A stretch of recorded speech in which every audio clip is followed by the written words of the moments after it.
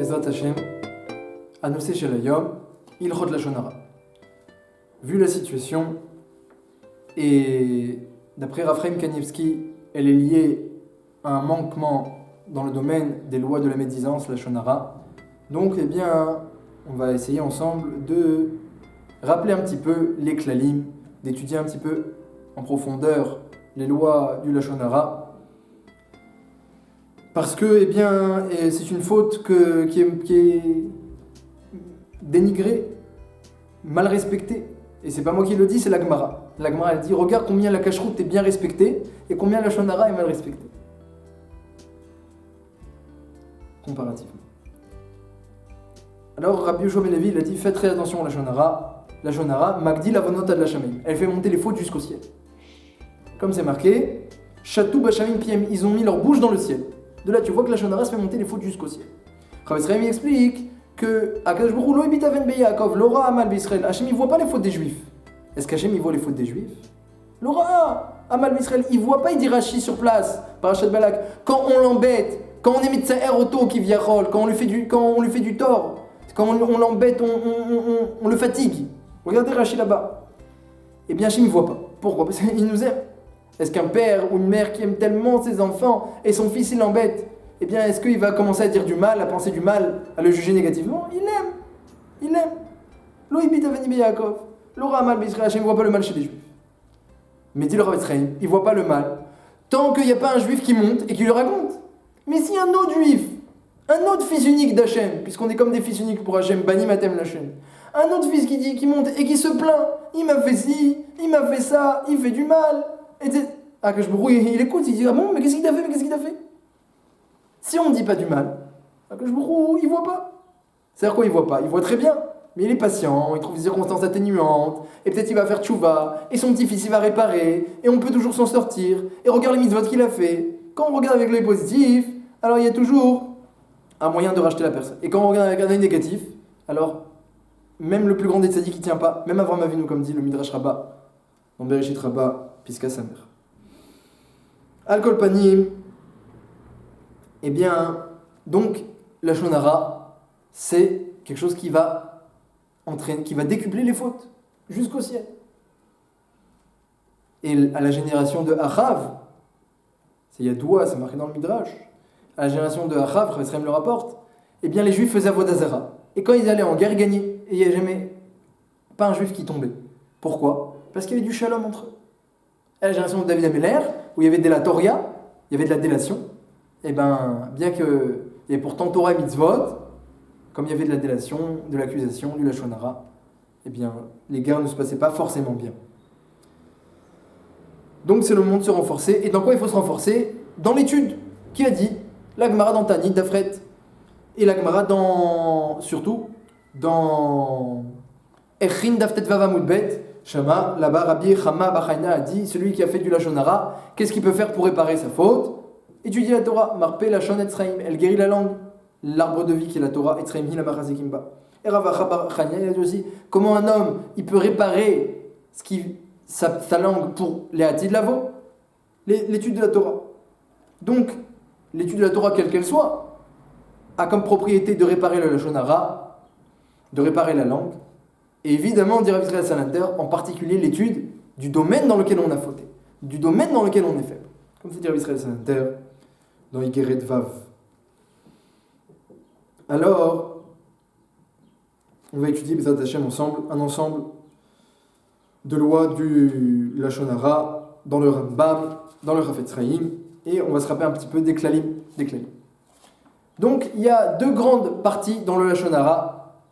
Il y a deux grands domaines qui sont d'ailleurs deux parties distinctes dans le livre du Chafetz Chaim. Une qui s'appelle les lois du Lashon Hara et l'autre qui s'appelle les lois de la Rechilut.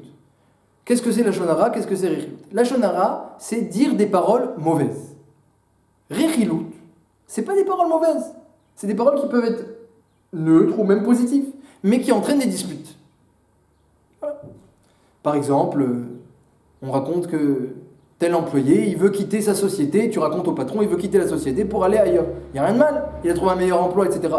Mais peut-être que le patron, il va être vexé, et qu'il avait des engagements, et que même s'il n'avait pas des engagements, mais il a besoin de lui. Donc il attend qu'il reste. Et ça va faire des disputes. Surtout s'il n'est pas encore parti. Donc une parole qui fait des disputes, c'est Rechilut. Et une parole qui est une parole mauvaise, c'est Lashon Hara. Ça, c'est les deux grandes parties qui existent. Maintenant, dans le Lashon Hara lui-même, il y a encore deux parties. Deux sous-parties. Comme ça, c'est mashma dans le Rambam. Il y a le Seif Bet et il y a le Seif Et. Deux parties distinctes dans les lois du Lashon Hara. Dans les paroles mauvaises, il y a deux sortes de paroles mauvaises. Il y a lorsque tu dis des choses négatives sur l'autre. Voilà, il n'a pas des bonnes midot, il a fait des avérotes. On décrit l'autre négativement. Et évidemment, même si c'est vrai. Et dans le Seif et le Rambam, il dit qu'il y a autre chose qui est interdite. C'est une parole qui endommage. Une parole qui dérange. Une parole qui fait peur. Et donc, même s'il n'est pas négatif, il n'y a rien de négatif. Mais si ça va endommager l'autre, le déranger, lui faire peur, causer quoi que ce soit de mal, ça s'appelle aussi du Lashon Hara. Donc on a Lashon Hara et Rechilut, des paroles mauvaises, ou mauvaises dans leur tochen, dans ce qu'elles contiennent, ou mauvaises dans leurs conséquences, et à part ça, des paroles qui n'ont rien de mal, mais qui entraînent des disputes et des problèmes et des séparations. Donc c'est les deux grandes parties, Lashon Hara et Rechilut. D'après le Rambam, alors Rechilut, ça entraîne des catastrophes dans le monde, comme ça il dit le Rambam, et Lashon Hara, encore plus. Ça c'est Shitat Rambam. Et d'après le Ravad, Rechilut, c'est plus Chashuv, Chamour, grave, que Lashon Hara. Donc il y a une marque. Est-ce que c'est pire de causer des disputes?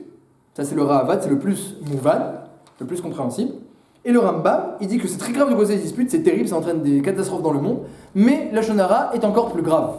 Comme ça dit le Rambam. Et le Kesef Mishneh, d'ailleurs, il se propose d'expliquer le Rambam à Sham. Il essaie d'expliquer pourquoi Lashon Hara, il y a oui des côtés plus graves. Et on l'a expliqué d'ailleurs dans l'autre cours associé à celui-ci sur la situation actuelle. Pourquoi le Lashon Hara, c'est même sur la vérité? Je n'ai dit que la vérité. C'est la vérité pourtant. Pourquoi c'est du Lashon Hara? Pourquoi c'est assour d'oraita? Très simple. Lashon Hara, on a dit, ou tu dénigres ton prochain, parole mauvaise, ou tu dénigres, tu dis du mal, tu dénigres, tu méprises, tu dénigres, tu rabaisses. Ou alors, tu as rien dit de mal, mais tu entraînes des dommages. Des dommages dans son argent, des dommages dans sa personne, dans son moral. Tu le déranges. Te dirait Hachem, même si c'est la vérité, ce que tu dis, mais est-ce que tu crois que j'ai envie que tu méprises et tu dénigres mon fils?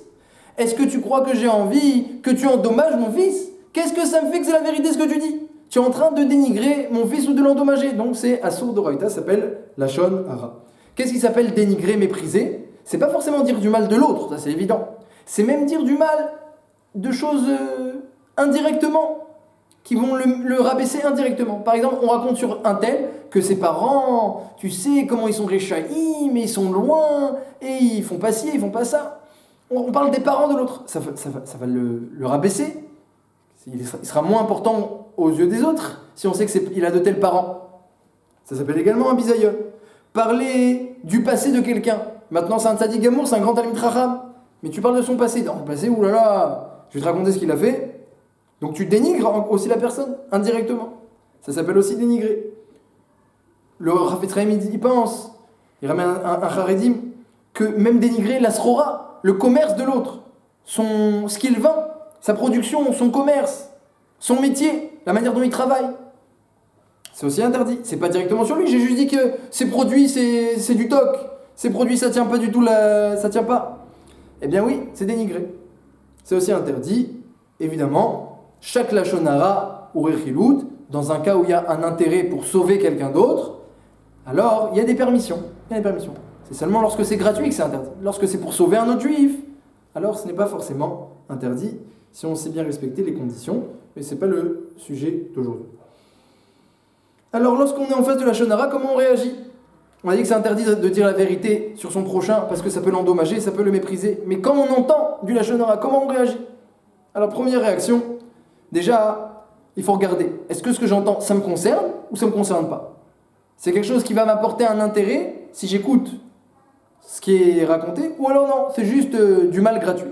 Parce que des fois, si par exemple un garçon il est en chidour et qu'on va lui raconter quelque chose sur la jeune fille, eh bien, même si c'est du lachon hara, mais pour lui, il y a un intérêt d'écouter. Donc, dans certaines conditions, ça peut être permis. Mais prenons le cas le plus simple que du lachon hara sans intérêt. Parler pour parler, lachon hara sans intérêt, ça ne te concerne pas, ça ne concerne pas ton frère, ça ne concerne pas ton père, ça ne concerne personne, juste du mal pour du mal. Alors, évidemment, c'est interdit de croire. C'est interdit de croire, d'oraïta. Et c'est interdit d'acquiescer, d'oraïta. Et c'est interdit d'écouter, puisqu'il n'y a pas d'intérêt, d'après le Ravetrem d'oraïta, d'après d'autres, des rabbanan. Mais en tout cas, voilà, on ne doit pas écouter et croire quelque chose qui ne nous concerne pas, où il n'y a pas d'intérêt, parce que c'est du mal pour du mal. Maintenant, si on a écouté malgré nous, qu'est-ce qu'on fait? Alors on doit essayer de refouler ça, de ne pas y croire. J'y crois pas. Mais si on sait que c'est vrai, ou il y a des preuves, ou que c'est logique, ou qu'il nous manquait un élément, maintenant tout est clair, donc on ne peut pas ne pas y croire. Qu'est-ce qu'on fait devant le Ravetrem?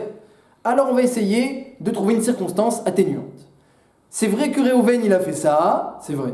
Mais peut-être qu'il a fait ça, bli kavana, sans intention, sans savoir, en pensant que c'était pas interdit, en pensant qu'il n'y aurait pas de conséquences. Il y avait une raison qui nous échappe, qui l'a poussé à faire ça, malgré lui.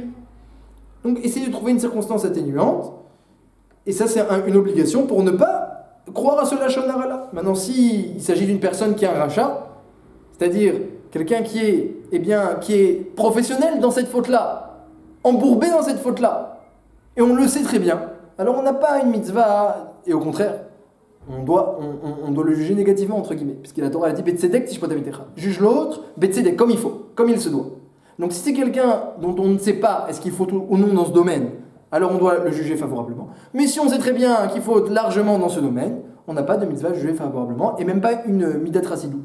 Parce qu'il faut juger Betzedek, comme il faut, comme il se doit, et là on sait très bien que c'est quelqu'un qui malheureusement, il agit ainsi. Donc, lorsqu'il s'agit d'un juif tzaddik ou Benoni, même Benoni ça suffit, on le juge favorablement, et on se dit qu'il a fait ça sans intention. Et s'il a recommencé plusieurs fois, on dira plusieurs fois qu'il a fait sans intention, jusqu'à qu'on aille le voir, et qu'on lui parle, et qu'on voit que non, il sait très bien que c'est interdit, que c'est mal, que ça fait des dommages aux autres, et il continue. À ce moment-là, on n'aura plus une mitzvah de le juger favorablement. Maintenant, il y a des avérotes où tout le monde sait très bien que c'est interdit, comme la cache-route, la débauche, comme ça dit le Ravetrem. Donc là, il n'y a pas besoin de passer par cette étape d'aller le voir.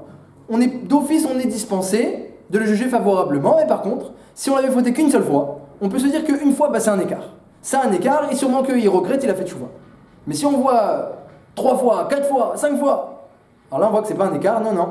Il a bien fauté dans ce domaine-là, et il sait que c'est interdit parce que c'est connu, donc on n'est pas obligé de le juger favorablement. Ça, c'est si ça ne nous concerne pas. Maintenant, on va voir les permissions dans le domaine du lachon hara lorsque ça nous concerne. Alors, comme c'est marqué dans la Gemara, c'est une mitzvah de faire attention, d'écouter du lachon hara qui nous concerne. Et lachon hara, afilu de asur les kiboulé, ba'el archouché. Même si tu ne dois pas y croire, tu dois le craindre. Donc si on nous raconte quelque chose qui nous concerne, sur notre associé, sur notre patron, sur les gens autour de nous, alors on ne doit pas forcément, c'est interdit de le croire à 100%, mais on doit faire attention, avoir une oreille attentive. Je vais tenir compte. Ça veut dire quoi, je vais tenir compte? Ça veut dire que je ne vais pas forcément m'associer, je ne vais pas forcément continuer le chidour. On a le droit de tenir compte et de se protéger, c'est permis à 100%. Par contre, on n'a pas le droit d'agir, d'aller, de lui parler, de lui crier et d'agir contre lui. Ça, on n'a pas le droit, parce qu'on n'a pas le droit d'y croire à ce lachon hara. Donc on doit d'ailleurs se comporter avec lui, avec toute la halachot de la Torah de Ben Adam Lachavero. Toute la halachot de bienséance et de chesed qu'un homme doit appliquer envers son ami juif, son frère juif. Mais par contre, on peut se protéger, et même à cause du lachon hara, parce que ça ne s'appelle pas qu'on y a cru, ça s'appelle qu'on fait attention. Mais si tu crois à 100% et tu t'appuies dessus et tu agis contre l'autre, alors c'est interdit doublement. Et notamment parce que tu y as cru. Donc ça c'est une première permission, le fait de craindre, mais ça ne nous permet pas d'agir, ça ne nous permet pas de raconter aux autres d'ailleurs, parce qu'on n'a aucune idée si c'est vrai ou non, donc on ne peut pas raconter non plus aux autres, on peut craindre pour nous, et protéger d'autres personnes si ça concerne d'autres, on peut également les aider à se protéger. En leur disant, tu sais, j'ai entendu que peut-être un tel, et donc fais attention. Ça c'est permis, même si nous-mêmes on n'a pas cru, mais on peut transmettre l'information. Si quelqu'un nous crie dessus, nous insulte, nous manque de respect, alors c'est permis de lui crier dessus, de l'insulter et de manquer de respect sur place. C'est permis. Midat rassidout d'éviter, mais c'est permis d'agir ainsi. Et c'est vrai que Anelavim Venam Olvim, Shomim Charpatam Venam Eshivim. Alors, ceux qui se privent de cette permission, ils sont comme le soleil à son zénith, c'est vrai. Mais parfois, eh bien, il ne faut pas s'en priver. Parce que un homme, il va garder de la rancune dans le cœur. Et c'est pas bon. De la haine, c'est une avéra. Il va les raconter aux autres, qu'est-ce qu'on lui a fait. Ça va entraîner plein de lachon hara. Et il va vouloir se venger, plein d'avérotes. Alors qu'il aurait pu, de façon permise, dire à l'autre, eh ben toi aussi c'est pareil. Tu m'as dit ça, ben toi aussi. Et donc il aurait mieux valu qu'il réagisse du tac au tac. Et il n'y a aucun problème, c'est permis de réagir du tac au tac. Et si on n'a pas envie de réagir du tac au tac parce qu'on est quand même, ça nous gêne, eh bien tout au moins, après coup, de façon discrète, pas devant tout le monde, aller le voir et lui parler. Et lui dire, voilà, tu sais, ça m'a vexé ce que tu as dit. Parce que garder dans le cœur, c'est pas bon. À cause de ça, ça peut entraîner de la haine et d'autres avérotes encore après. Et l'avérote qu'on fait en secret, lorsqu'on raconte aux autres, et on veut casser l'autre en secret, ça s'appelle Makereu Baseter. On agit en secret. Ça, c'est impardonnable pour reprendre les mots de la Gemara et du Zohar. Donc il faut éviter d'agir contre l'autre en secret. Il vaut mieux agir tout de suite devant l'autre. Tu m'as dit ça, et ben toi aussi. Moi aussi je suis pas content. Ça vaut mieux. Mais dans la mesure où on peut éviter, eh ben c'est Midat Rasidut, on évite.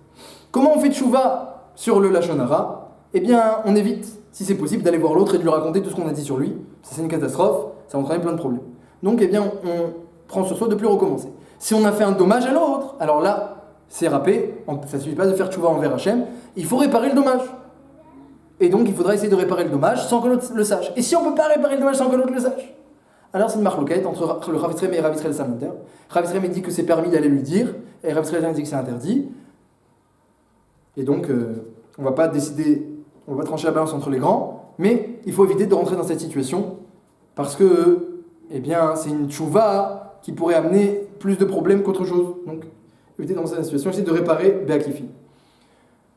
Un dernier mot sur la Rechilut. On a dit que c'est interdit de dire une parole même neutre, même positive, si elle entraîne eh bien, des dommages. Par exemple, je raconte à tout le monde eh bien, combien un tel il a de l'argent, il fait plein de tzedaka. C'est positif, il fait plein de tzedaka.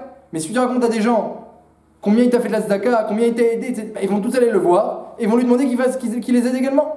Donc avec une parole positive, tu peux endommager. C'est pas une bénédiction, c'est une malédiction que tu l'as fait, dit la Gemara. Donc éviter d'endommager l'autre, même avec des paroles neutres, des paroles positives. Donc par exemple, quelqu'un te raconte qu'il va quitter son travail, qu'il va quitter sa chavruta, qu'il va s'éloigner de tel endroit, qu'il va quitter tout ce qui pourrait entraîner, lorsque c'est raconté, eh bien à l'autre partie, des disputes, des kpédotes, les gens sont pointilleux, de la rancune, eh bien ça c'est interdit de le raconter. Évidemment, ne pas le raconter à la personne en question, c'est-à-dire si Réhouven a dit à Lévi, tu sais, Shimon, ça va plus du tout avec lui, je vais me séparer de notre shoot-foot, de notre association. Évidemment, Lévi n'aura pas le droit d'aller voir Shimon et de lui dire, tu sais, Réhouven, il veut se séparer, il te supporte plus. C'est évident. Mais Lévi n'aura même pas le droit de raconter à Yehuda ce qu'il a entendu, que Réhouven veut partir, veut quitter Shimon. Il n'aura pas le droit de raconter non plus à Yehuda, parce que ça peut arriver aux oreilles, donc c'est interdit également de Oraïta, Mishum Rechilut, comme ça c'est écrit dans le Rav Yitzrem, et comme ça c'est Medouyak dans le Rambam. Déjà, c'est interdit Mishum Megalesod, tu dis des secrets. Lorsque quelqu'un te dit quelque chose, même si ce n'est pas négatif, même si ça n'entraîne pas de dispute, on n'a pas le droit d'aller le raconter aux autres. Ça s'appelle Megalesod. Sauf s'il te donne le reshoot ou qu'il y avait 3 personnes qui assistaient à ce qu'il a dit. Mais s'il n'y avait pas 3 personnes, et tu vas raconter, tu sais, j'ai entendu un tel, il m'a dit ça, il m'a dit qu'il va faire comme ça, même si ça n'entraîne aucune dispute, et que c'est pas négatif, c'est Megalesod. Comme ça dit la Gemara dans Yoma. Vaïdaber Hachem al Moshe, les morts. Hachem il a parlé à Moshe, il m'a dit, tu peux aller dire au Bnei Israël. Dit la Gemara, sans les morts, Moshe ne pouvait pas dire. Parce qu'il n'y avait pas 3 personnes qui ont insisté. Donc tout ce qu'on te dit, déjà, tu gardes le secret. Même si c'est pas un secret, tu te tais. Ça le concerne, alors tu répètes pas. Mais s'il te permet de répéter ou qu'il y avait 3 personnes, alors c'est permis de le répéter, sauf si c'est négatif ou que ça entraîne des disputes, évidemment. On finira avec cette halakha, Davar Mefursam, une chose qui est connue de tout le monde.